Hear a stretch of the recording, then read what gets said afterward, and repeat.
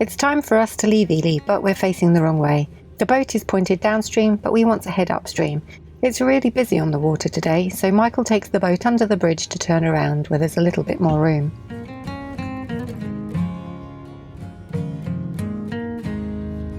We then make a very quick pit stop on the service point, which is where George and I can get on the boat.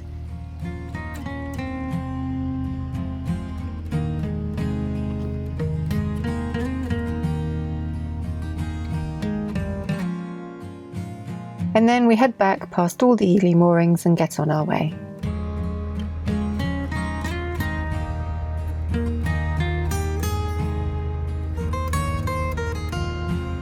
There are a lot of moorings in Ely. First off, there's Cathedral Marina, which is made up of 2 large basins on the offside of the navigation. And then round the corner ahead is the Bridge Boatyard.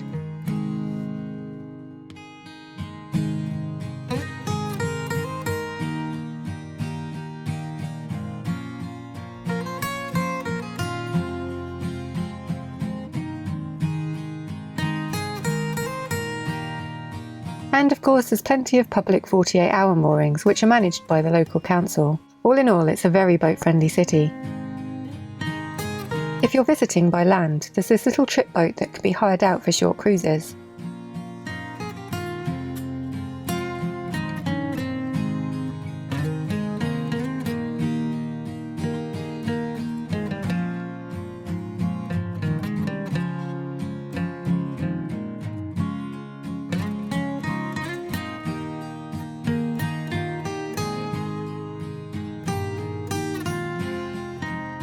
We usually try to avoid such busy places, but even when it was chock-a-block with boats, Ely never felt too crowded.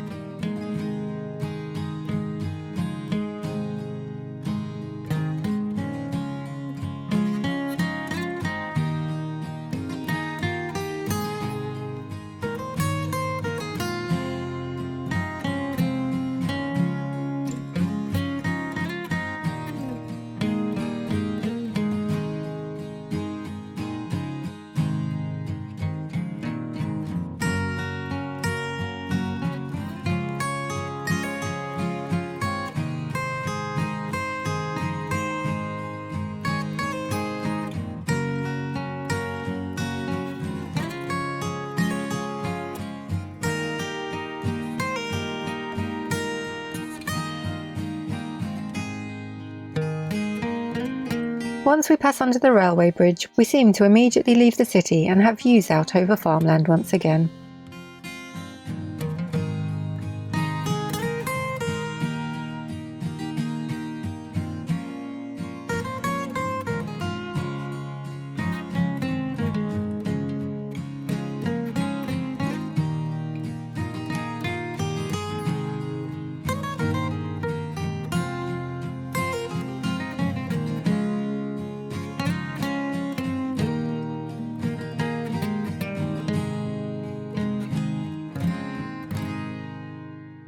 Morning.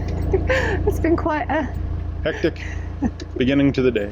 unplanned hectic, and we didn't get to do our usual recording. Yeah. That could be because it's 2 weeks since we recorded anything and we're a bit out of practice. Yeah, we've spent the last couple of weeks kind of just in the vicinity of Ely and Prickwillow. We haven't been recording because I've had a online lecture series slash summer school slash conference to attend, and we've had some various meetings to get to and appointments. Yes, it's been full on, and It's been a lot of Zoom. a lot of the all of the moorings are 48 hours. So we've just been shuffling back every 2 days, and so it's just the same journeys. Yeah, it's like the same 3 points. So we were, because not everywhere had Wi-Fi, and not everywhere had Wi-Fi at the right, at the same level on different days. So it's been a lot. And Michael's lectures have been kind of, on the whole, like lunchtime till 1 a.m. Yeah. So it's been an awful lot. So it's just been too disruptive to be able to actually travel. Plus, I've had a couple of appointments to get to in Bury St. Edmunds, which meant having to get to the train. We've got another one tomorrow, but we're just ready to go. Yeah, and yeah. But, it's all done now, and we've finally received our Anglian pass, Woo-hoo! which was the other thing that was slowing us down.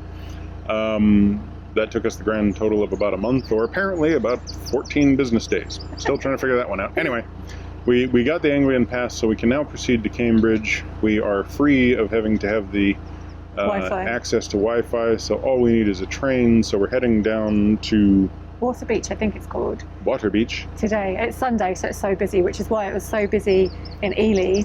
Yeah. And like just the... We went back to get onto the water point, because the whole thing was, we'll pull up to the water point, we'll do our water, we'll do our waste, we'll do all that sort of stuff, we'll record, we'll be starting from the same position basically where we finished the last video.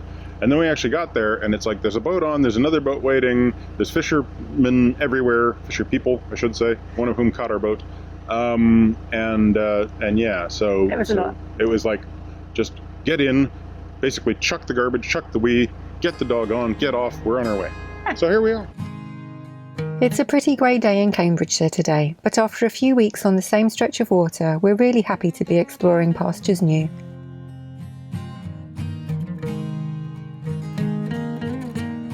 This narrowboat's found a lovely little mooring spot in the entrance to this unnavigable stream. We noticed that it's got a wind turbine attached, something we've seen a lot more of in this area than most.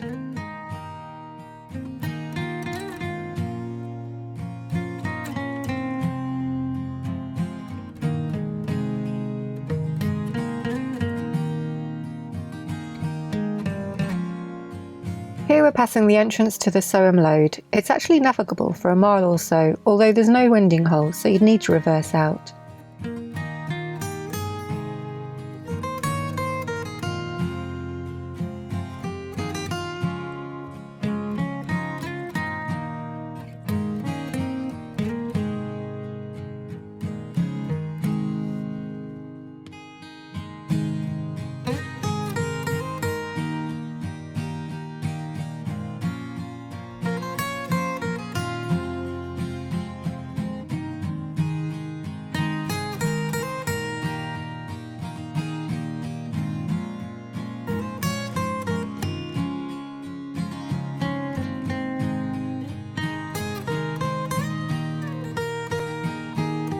These are the EA visitor moorings at Little Thetford. We're now approaching the junction known as Pope's Corner, where the River Cam joins the River Great Ouse, and we're going to be making the turn onto the Cam. To the right, the River Great Ouse continues upstream towards Bedford.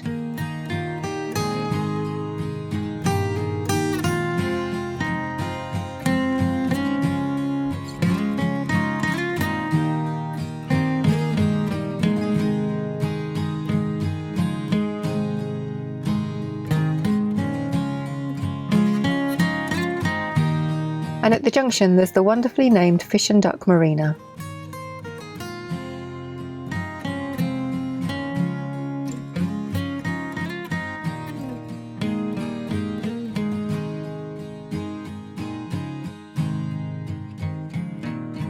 It's cold as well as grey today, so yes, I've brought a blanket out onto the stern to snuggle under.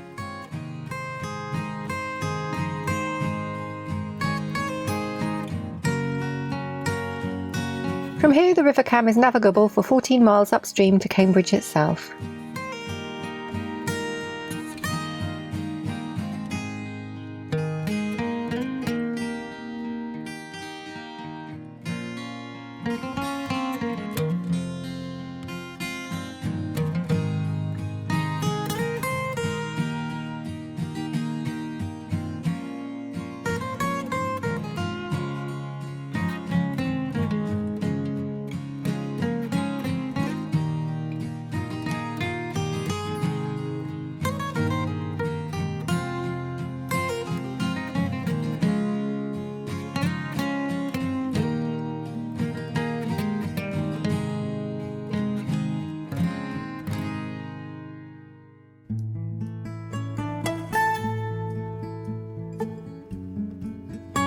There used to be a ferry crossing here, but in 1931 it was replaced with Dimmock's Bridge. Apparently it's also known locally as the Military Bridge because of its appearance and the shields on its abutments.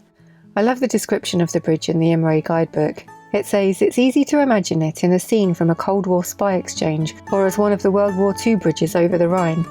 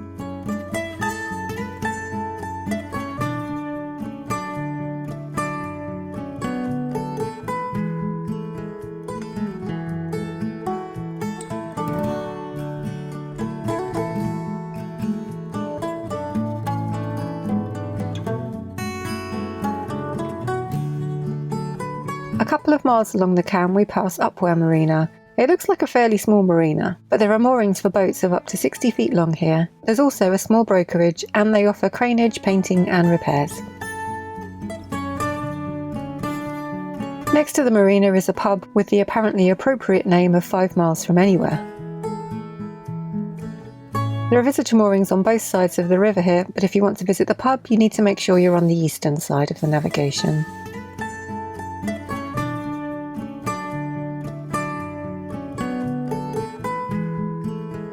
On the far side of the pub is the junction with Reach Lode, which also leads on to Wicken Lode and Burwell Lode. We'll be visiting all three on our way back north, but for now we continue onwards towards Cambridge.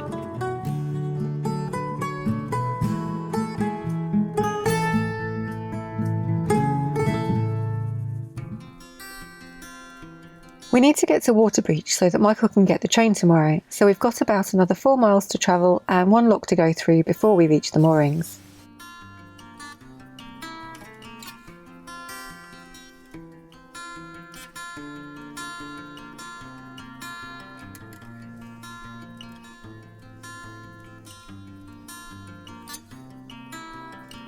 We pass another small marina. This one is called Tiptree Marina.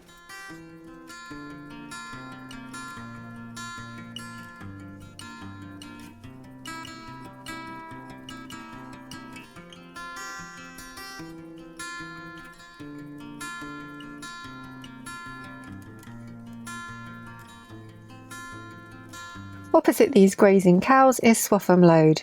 There's a lock here, but it's inoperable, so the lode is unnavigable.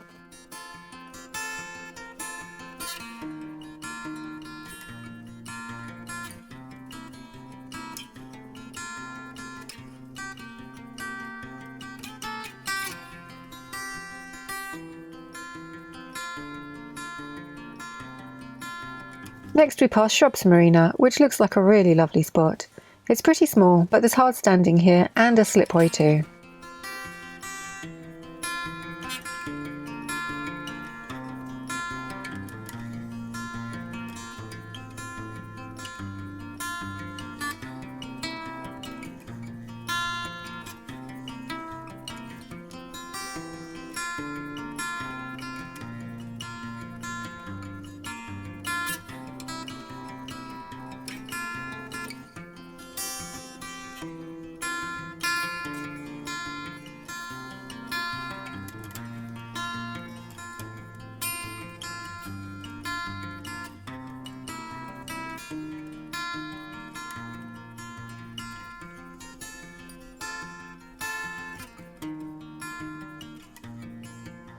One thing to love about river cruising is all the wonderful and different boats you get to see. I'd love to have a nose around inside some of them.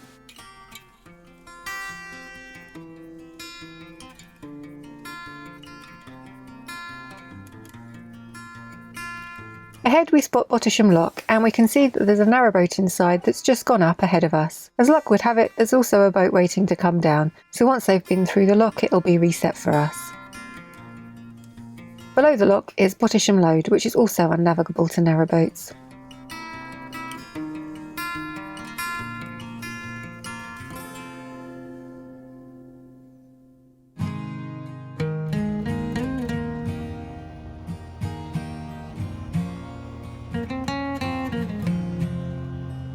Once the cruisers come through, Michael brings Perseverance into the lock.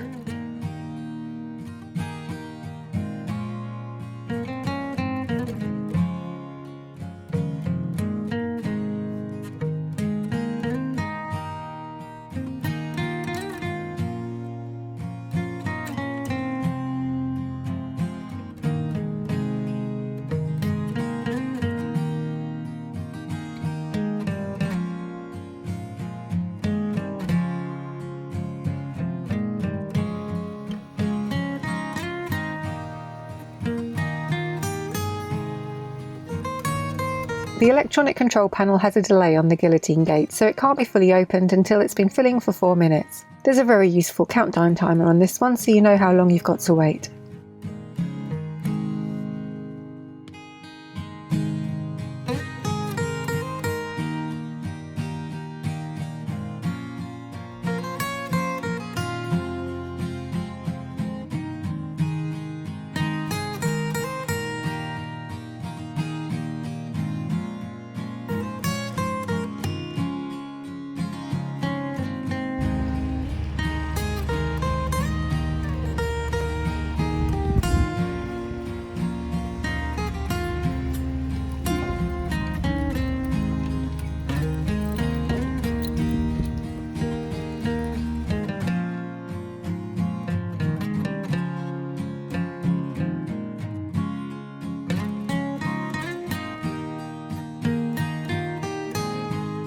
There's some really lovely private moorings above the lock, and then some equally pleasant visitor moorings.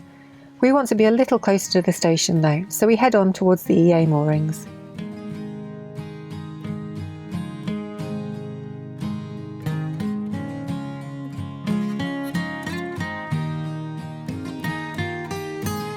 This is the home of the Cam Sailing Club, and we've heard that navigation can be a little hectic when all the boats are out, but it's all quiet today.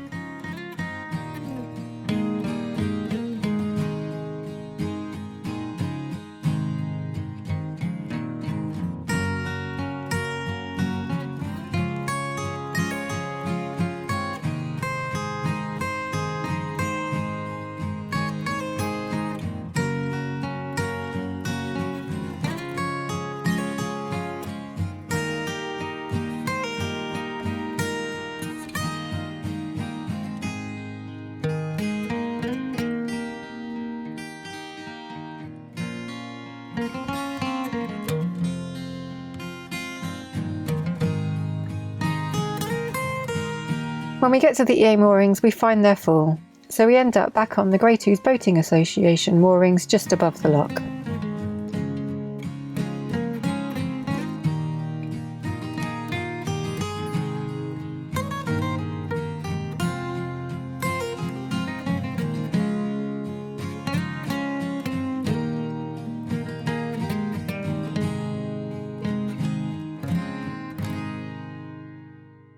Good. That could have been easier. Yeah. We're back at the mooring that we passed probably an hour and a half ago. Yeah, we came through the lock and onto the River Cam. Well, we were already on the River Cam, but we came onto the Cam Conservancy waters, where things work a little bit differently. Not that much differently, but you got to have your Anglian Waterways pass to be able to go through here. And immediately outside the lock is some permanent moorings and like a little boatyard and everything. But then just past that's a gobo mooring.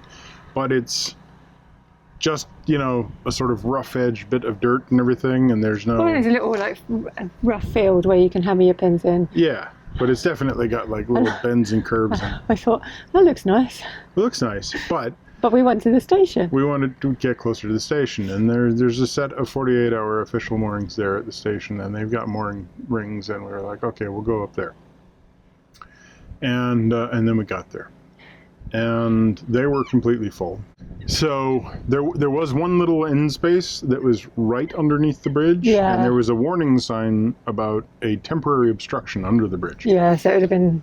It would have been really, really, really... Or if we'd have even fitted, or we might not have even fitted on. Yeah. So it would have been a faff to try and work it out. And we'd have had our prop towards whatever the heck that sign was marking. So we went back to the pub, the Bridge Inn, which was Yeah. very nice and had very nice moorings.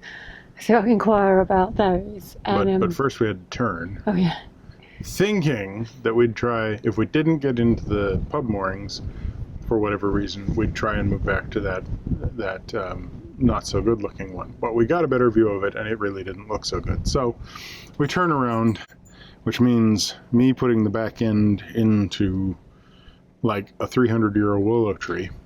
No. Not into the tree itself. the but into willow its tree was at the branches. pub. Yeah, that's Yeah. when I was turning. Oh yeah, so no, so we came back to the pub. Yeah, and then I did the turn at Yeah. the pub, and as I was doing the turn, I put my nose in on the far side, so that I didn't put a little white boat over there that belongs, I believe, to the Camp Conservancy, called Binky, Death's Horse. I didn't want to damage that boat, just for no other reason than it's Death's Horse, and so I put my nose in over that way and swung the rear around, which meant that I had to swing the rear of the boat with me on it through a willow tree. For some reason, me and George had decided to go into the boat at this point, so we just got this view. And like, Michael just disappearing and waiting through a tree. Yeah, and then that got us onto the pub mooring, which was fine. And I went inside to check, and they do allow you to stay 24 hours if you have dinner there. However, they didn't have any bookings until 6:30. It was a little unclear from the guy who was hastily trying to explain everything, because it's very busy in there, whether or not that meant we, could only stay on until 6:30 or whatever. Like, it was just unclear what he was trying to say. Yeah, and like we could have eaten there, but it would have been a bit of a waste for me right now, because like I don't really feel like it. So it would have been Like, I just want to chill out. I don't want to go out and have a nice meal out. Interaction. So it would have been nice, but I have to be in the mood to do that. So I don't really want to just pay the money for a nice meal that I wouldn't enjoy. It's like, oh, it does look like a good meal, but yeah, it would have just been there's not a lot of vegetarian options that aren't just like cheese plates and stuff or salads. I just looked at the mushroom Wellington, which did look nice. Yeah. But anyway. But it was kind of like, we'd only get 24 hours, and what we really need, unfortunately, is a good full 48 so that we can... Because Michael's got doctors tomorrow, and I've got my vaccination on Tuesday. Yeah, so we need access to the train. We both need to get to the Cambridge. Yeah, which is why we didn't continue on to the next scope of moorings, which have mooring bollards and are in walking distance, but are considerably further along. Yeah, it's probably been a half-hour walk instead of a 10-minute walk. Yeah. So what we shouldn't have done is spun round at the pub. When we came back to the pub, we should have because it meant we ended up having to spin around again, which meant Joe had to go to the front to pull me sideways so that I could use the back to get over, so I didn't run into Benki again. Never harmed Death's horse. But anyway, it meant that I stayed off the boat then, and me and George walked back, and so George got a walk in, and it was very nice. Yeah. I was worried. I was like, I'm going to have to call Michael and get him to come and pick me up. It's a really busy road. I was like, there's no way we can walk down here, but there was a footpath like next to it, which was actually really nice. So good. So it was all right in the end. Yep. And then we got here and we fed some swan babies. And before the lock, it was coming from Ely was just lovely. Yeah. It was a bit hazy, the weather, but it's brightened up a bit now. Yeah, it's gone a bit blue, and it was definitely hazy and kind of a little chilly and threatening a bit of rain, but it never happened. But the amount of birds. Oh yeah, so much wildlife. Yeah. And like noticeably more. Noticeably more than anywhere I think. And more variety, like. Oh yeah. Like we have waders and. There was waders and those and the long-billed ones that I unfortunately can't remember the name of. And they look like wimbrels in California, but they're not wimbrels. But all in all, it was a really pleasant trip until the last hour of faff. Which, if we just stopped here when we got here, we'd be chilling out right now. Yeah, and the silly thing is we both had the instinct to do it, right?